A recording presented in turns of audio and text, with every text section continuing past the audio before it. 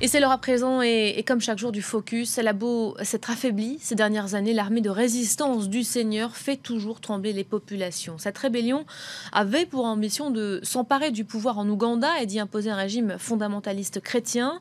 Repoussée en 2006, la guérilla de Joseph Kony s'est finalement rabattue sur les pays limitrophes, dont la République démocratique du Congo. Aujourd'hui traqué par une force régionale, le groupe, également connu pour avoir enrôlé de force des milliers d'enfants soldats, demeure malgré tout, et vous allez le voir, une menace réelle. Reportage signé Grégoire Pourtier, Charles Garcia et Maria Cruz González. Nzako, 25 000 âmes au sud de la Centrafrique. En 2011, l'armée de résistance du Seigneur de Joseph Kony entre une première fois dans la ville. Marmat Ganda est le chef communautaire de Nzako. C'est ici avant que la LRA était venue, il a tout pillé ici. Tout amené, les nourritures avec eux, emporter les femmes, les enfants ici, dans cette marché. Ils ont tué beaucoup de populations ici à Nzako. Ils sont venus de loin, on ne connaît pas leur objectif. C'est un groupe de grands bandits, ça dépasse même le banditisme. On est à l'ancienne base militaire FACA, les forces armées centrafricaines. C'est là que la LRA a tué les militaires centrafricains en 2011, 2012 et 2013. C'est moi-même qui est venu prendre les cadavres de ces militaires-là. Maintenant, les forces ougandaises sont là. Si les forces ougandaises quittent Nzako, nous aussi, on risquera d'abandonner. Comme les autres villages vers les Umbomu. Beaucoup de villages ont quitté. C'est donc l'armée ougandaise, l'UPDF, qui assume la sécurité de Nzako au nom d'une force régionale montée en 2012. Car l'armée de résistance du Seigneur n'est plus en Ouganda. Depuis 2008, elle navigue entre Soudan du Sud, République démocratique du Congo et donc République centrafricaine, dans des zones où l'autorité de l'État est quasi inexistante, voire où elle trouve des appuis. En Centrafrique, elle a ainsi collaboré avec la Séléka. Et aujourd'hui, l'armée nationale n'a pas les moyens de traquer le groupe rebelle, comme on le reconnaît à l'état-major de la force régionale, autorisée par l'Union africaine et installée à Yambio, au Soudan du Sud. Je loue les efforts de l'UPDF en Centrafrique, parce que nos militaires sont là-bas, mais ils sont inopérationnels, parce qu'il n'y a pas la logistique qui suit, vu le contexte politico-militaire à Bangui.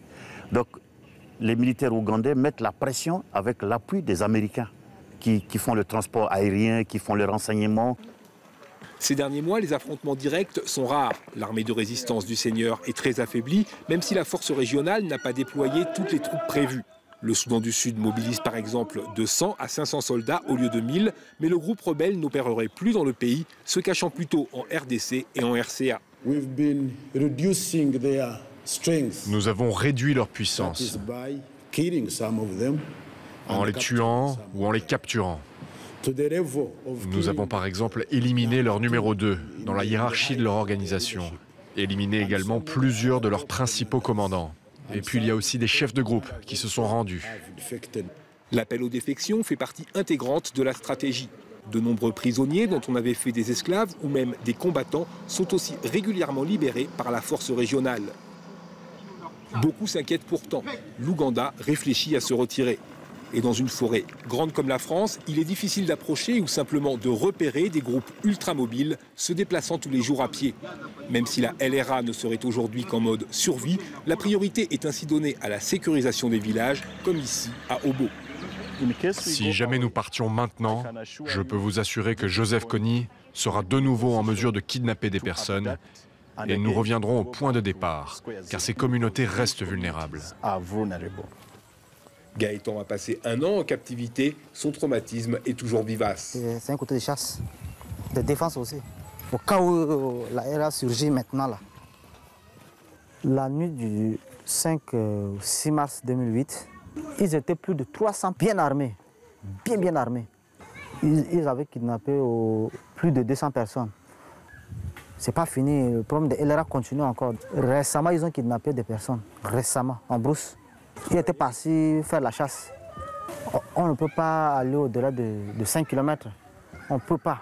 Même les cultures, c'est limite au niveau de 5 km.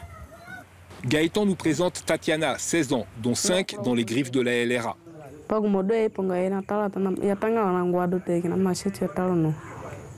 Elle dit qu'il y avait beaucoup de souffrance et elle marchait tous les jours.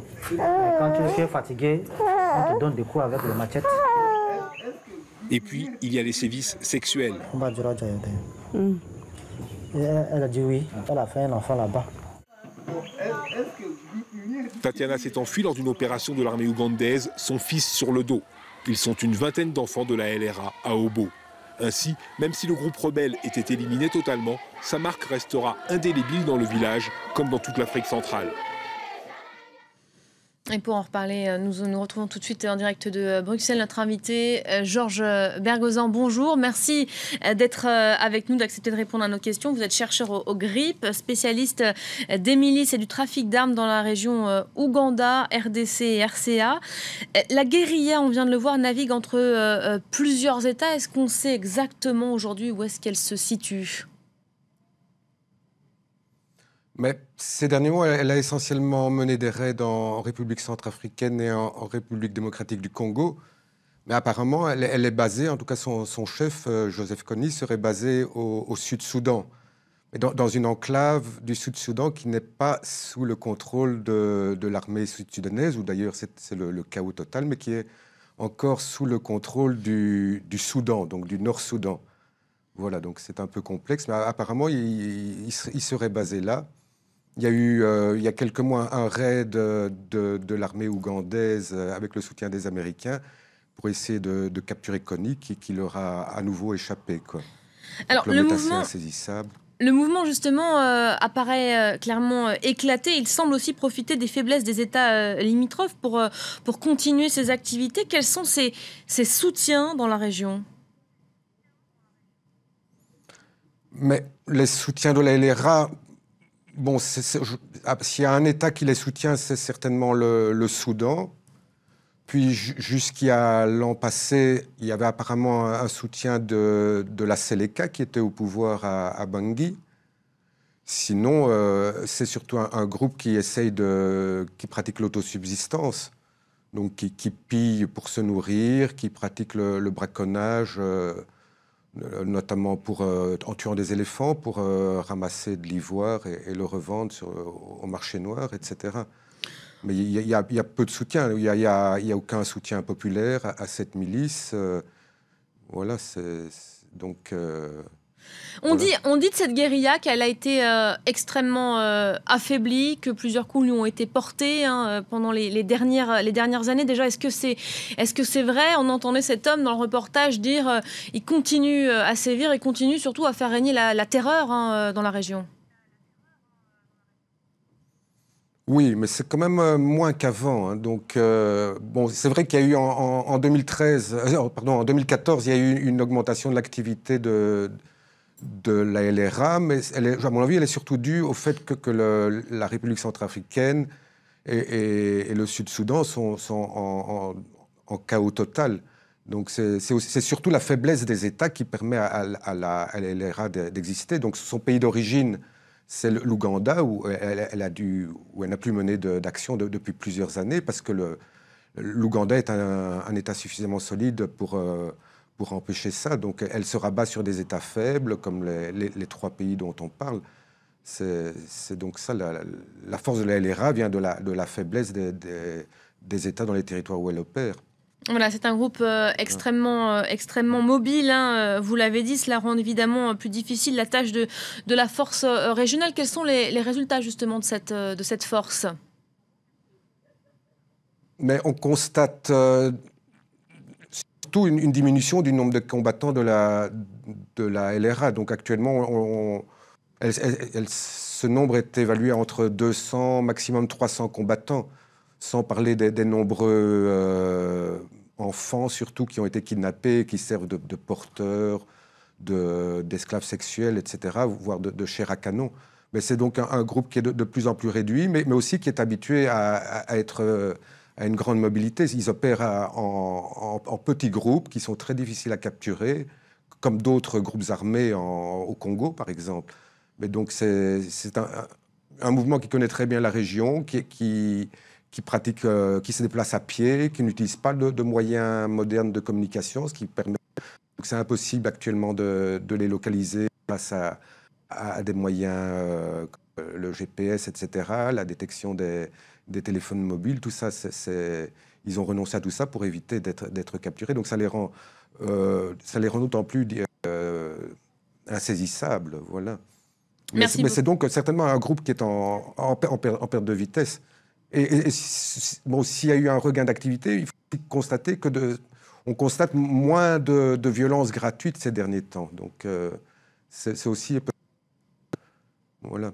La grande inquiétude, à mon avis, c'est le fait que l'Ouganda et les États-Unis, qui sont donc au cœur de cette force régionale d'élimination de la LRA, ces deux pays ont annoncé la fin de leur activité à la mi-2015. Donc ça pourrait entraîner le retour à un nouveau renforcement de la LRA. On sait que le soutien logistique, notamment des Américains, est évidemment crucial. Merci beaucoup, Georges Berguezan. Merci d'avoir été notre invité pour l'éclairage.